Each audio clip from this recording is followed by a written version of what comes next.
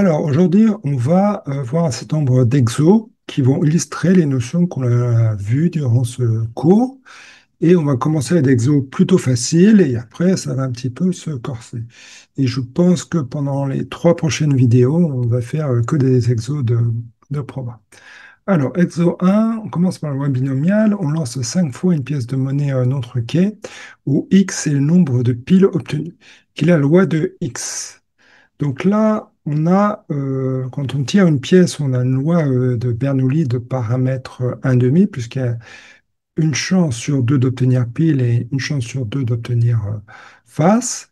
Et donc le X, le nombre de piles obtenues, ça correspond à la somme de 5 lois de Bernoulli indépendantes si on suppose que les tirs de pièces sont indépendants les uns des autres.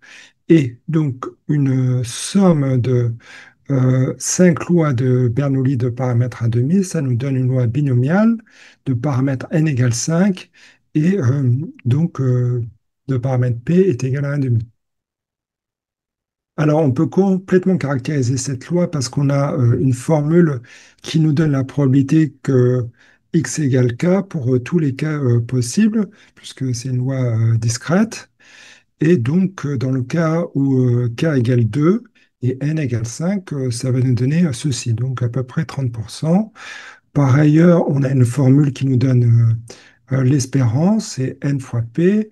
N, c'est 5 et p, c'est 1,5. Donc, l'espérance, ici, ce sera 2,5.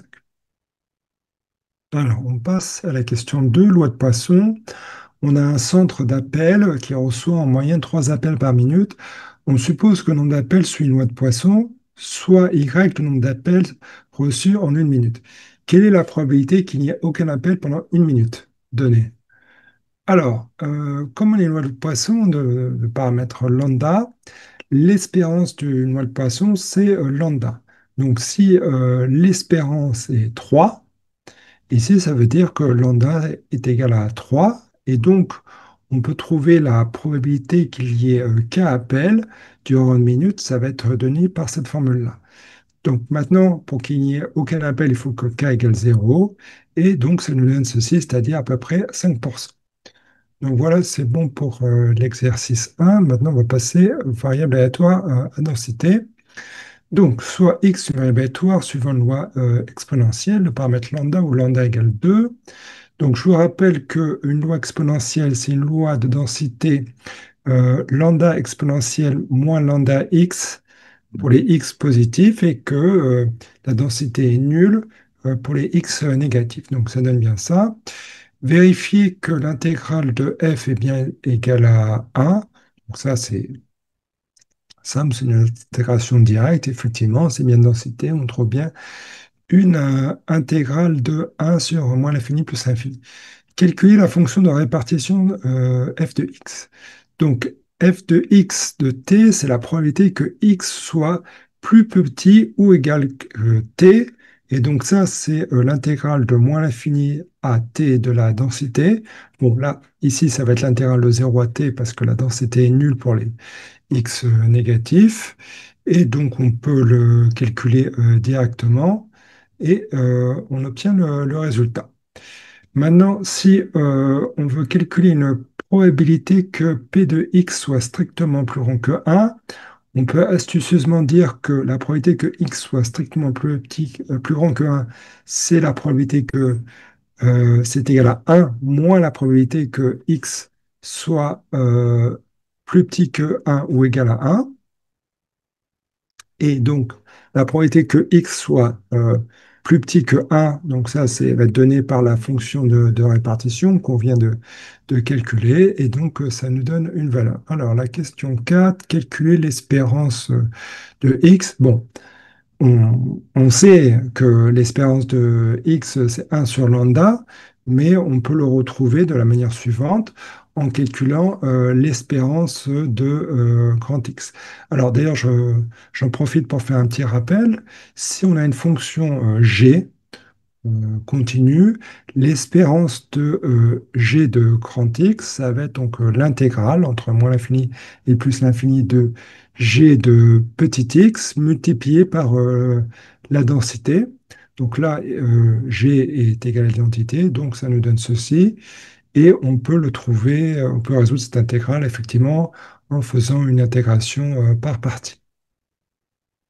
Voilà, donc ça conclut l'exo 2 et on va passer au troisième. Alors là, on va regarder un petit peu plus les inégalités de Markov et de Chebyshev, on change un petit peu. Alors, le temps de trajet en minutes d'un étudiant pour aller à l'université est une variable t d'espérance 30 minutes et d'écart type 5 minutes. L'étudiant part 45 minutes avant le début de son cours. En utilisant l'unité de Markov, majorer la probabilité que son trajet dure 45 minutes ou plus. Alors, l'unité de Markov, elle nous dit que la probabilité que t soit plus grand que 45 est plus petit que l'espérance de t divisé par 45. Alors, pour ça, il faut que t soit positif, mais bien sûr, le temps de trajet va forcément être positif. Donc là, on peut bien appliquer l'unité de Markov, et donc on trouve 2 tiers. Euh, donc ça, en fait, 2 tiers, ça correspond à, d'une certaine façon, une limite. C'est-à-dire que cette probabilité de dépasser 45 minutes, ça ne peut pas être plus grand que 2 tiers, parce que si cette probabilité est plus grande que 2 tiers, forcément, l'espérance de t serait plus grande que 30 minutes. Puisque si, dans le cas extrême, mettons qu'on ait 2 tiers de chance euh, de faire le trajet en 45 minutes, eh bien, ça veut dire que au moins l'espérance serait au moins de 30 minutes. Bon, alors maintenant, en utilisant l'égalité de Chebyshev, majorer la probabilité que son temps de trajet s'écarte de la moyenne de plus de 15 minutes. Donc ça veut dire que l'étudiant va passer plus que 45 minutes pour faire son trajet ou moins de 15 minutes. Et alors donc, on peut utiliser l'égalité de Chebyshev ici, donc c'est la probabilité que le temps de trajet moins l'espérance soit plus grande que 15. Alors, au passage, il n'y a pas de. On peut appliquer l'égalité de Chebyshev parce que t est L2, hein. Si t a une variance bien définie, ça veut dire que t est L2. Et donc, si on applique l'égalité de Chebyshev, on obtient que cette probabilité est plus petite que la variance de t divisé par 15 au carré. Et donc, ça donne 11%. Donc, en fait, ça, c'est intéressant parce que le fait que la probabilité de l'événement, l'étudiant met plus que 45 minutes ou moins de 15 minutes, clairement, ça va être plus grand que la probabilité que l'étudiant mette plus que 45 minutes. Donc, cette probabilité-là, elle est plus grande que celle-là, que celle-ci. Et, mais par contre, là, on va trouver 11%. Donc, vraiment, on trouve une borne beaucoup plus petite. Et c'est parce que là, on a plus d'informations. On a l'information de l'écart type de notre variable aléatoire t, alors que pour Markov, on utilisait juste l'espérance. C'est comme l'écart type est assez petit, donc 5 minutes, qu'on ne va pas tellement s'écarter de l'espérance qui est de 30 minutes, donc la probabilité d'être en retard va être vraiment faible. Très bien. Alors là, on va passer à un exercice un petit peu plus difficile. On va prendre des variatoires donc uniformes, U1, UN. Donc, elles ont toutes la même loi, loi uniforme sur 0,1. Elles sont indépendantes. Et on regarde grand X, qui est le produit des UI. Alors, vérifier que X appartient à 0,1 presque sûrement. Donc, ça, la probabilité que x u soit entre 0 et 1, c'est 1, et même la probabilité que u1 soit vaille 0 ou 1, ça c'est 0. Donc la probabilité que x soit compris strictement entre 0 et 1, c'est 1, parce que la probabilité que u1 soit compris entre 0 et 1 strictement, c'est 1. La probabilité que u2 soit compris entre 0 et 1, c'est 1. Et donc, l'intersection d'événements de probabilité 1, c'est un événement de probabilité 1. Donc, OK, x appartient à 0, 1 ouvert presque sûrement, et on va poser y égale ln de x. Et on nous demande de trouver la loi de y. Alors là, on a un petit rappel, ça je crois qu'on l'avait vu dans la vidéo 2, à savoir que si on a une variable uniforme sur 0, 1 et qu'on regarde la variable aléatoire moins ln de u, ça va donner une loi qui est donc la loi exponentielle de paramètre 1. Donc, on va utiliser ça très certainement. Et ce qu'on va faire, donc, si on prend le log, on voit que le log du produit va se transformer en somme. Et donc, notre y, c'est la somme des moins ln de ui. Donc, du coup, finalement, le y, c'est une, une somme de lois exponentielles de paramètre 1. Donc, il se trouve qu'on connaît cette loi, c'est ce qu'on appelle une loi gamma de paramètre N1, qui est associée pour densité. Alors, ça, c'est un résultat qui est à la limite du programme, qu'on peut potentiellement vous demander en exercice. Je vais donner une démonstration après la correction de cet exo, du fait que, effectivement, quand on ajoute des lois exponentielles, on trouve une loi gamma N1 qui est donc associée pour densité. Donc ça, pour l'instant, on va provisoirement l'admettre et faire l'exercice. Et alors donc, ce qu'on voudrait faire, c'est trouver, bon, alors Y, on l'a trouvé, mais maintenant, on va trouver X. Et donc, comment faire? Ben, alors, voudrait passer à l'exponentielle, mais bon, c'est pas si simple que ça.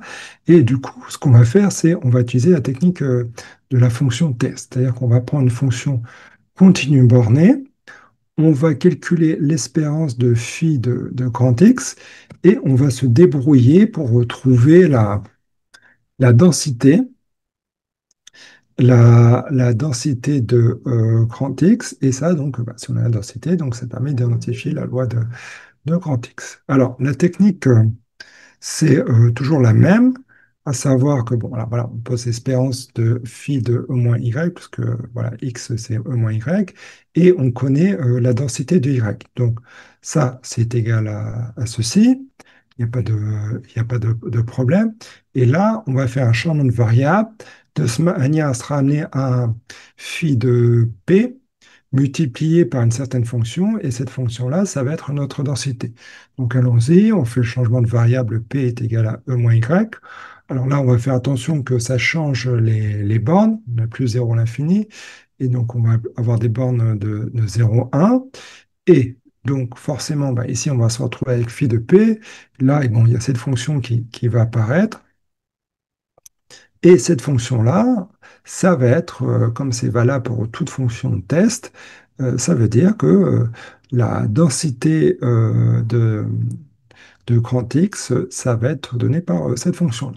Voilà. Et donc, ça permet de résoudre l'exercice. Alors, sauf que, effectivement, là, on a un petit peu court-circuité les choses. On a on a montré que, on n'a pas montré que une somme de n lois exponentielles, c'était une loi qu'on appellerait gamma et qui est associée pour densité. Alors, on va le faire. Alors, pour faire ça, il y a deux façons, je dirais. Il y a une première façon, c'est de dire que si on a deux lois indépendantes et on connaît leur densité, donc on a une loi X de densité F et une loi Y de densité G, et que X, Y sont dépendants, alors la densité de X plus Y, ça va être le produit de convolution de F par G. Et du coup, on peut faire un raisonnement de récurrence en montrant que quand on va additionner des lois exponentielles, eh bien, on va se retrouver avec, donc si on additionne n, on va se retrouver avec ceci pour densité. Et donc, si on admet, par exemple, que c'est vrai au rang n, on va rajouter une loi exponentielle et on va montrer que là, ça va nous donner gamma n plus 1 avec donc la densité adéquate. Bon, ça, c'est une façon de faire qui est assez calculatoire et qui n'est pas, bon, qui est pas complètement évidente. Et là, ici, je vais proposer une autre méthode, c'est d'utiliser de l'analyse complexe. Alors, l'idée là, ça va être de calculer la fonction caractéristique de cette variable aléatoire gamma n1 qui a ceci pour densité. Et ce qu'on va trouver, c'est donc la fonction caractéristique de la variable exponentielle à la puissance n. Et ça montrera que donc une somme de n variables aléatoires exponentielles de paramètre 1, c'est bien une variable aléatoire qui aura ceci pour densité parce que la fonction caractéristique caractérise la loi. Donc, je vous rappelle la définition de la une fonction caractéristique pour une variable aléatoire y, c'est l'espérance de exponentielle de it y.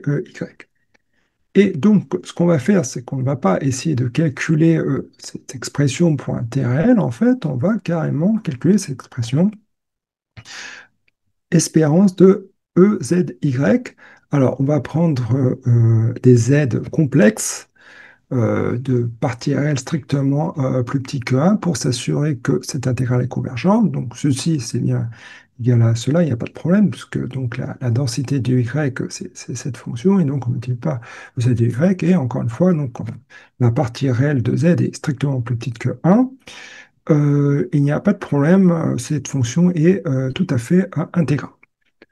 Bon, et alors ça, en fait, ça nous donne une intégrale à paramètres en fonction de z. Et là, on va pouvoir utiliser le théorème d'holomorphie sous le signe somme. Bon, clairement, cette fonction est mesurable. Par ailleurs, cette fonction à y fixée euh, en va être holomorphe en z, ça c'est évident. Et par ailleurs, si on se place sur un compact de cet ensemble, l'ensemble des z tels que la partie réelle de z soit strictement plus petit que 1, on va pouvoir majorer ceci par une fonction intégrable en y, indépendante de z, et donc on peut appliquer le théorème de l'homorphie sous les sinusoïdes, et ça montre que donc, f de z est bien holomorphe. Très bien.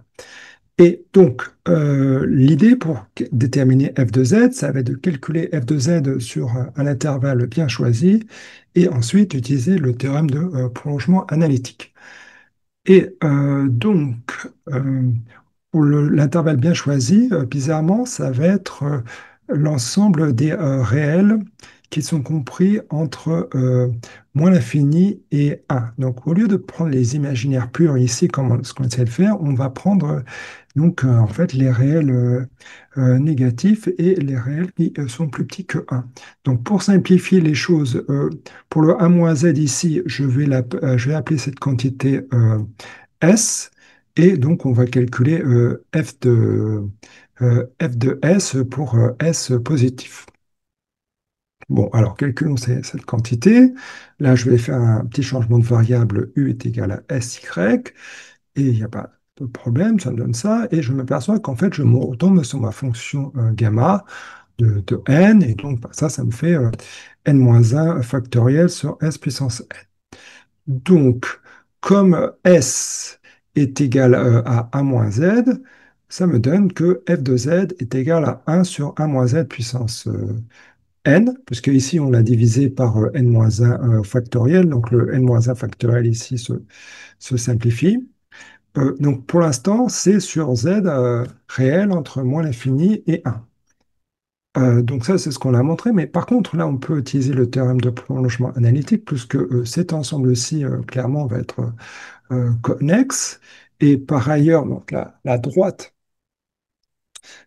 des réels négatifs va avoir des points d'accumulation. Donc, du coup, ces deux fonctions, f de z et 1 sur 1 moins z puissance z, vont coïncider sur tout cet ensemble des z tels que partie réelle de z soit strictement plus petit que 1.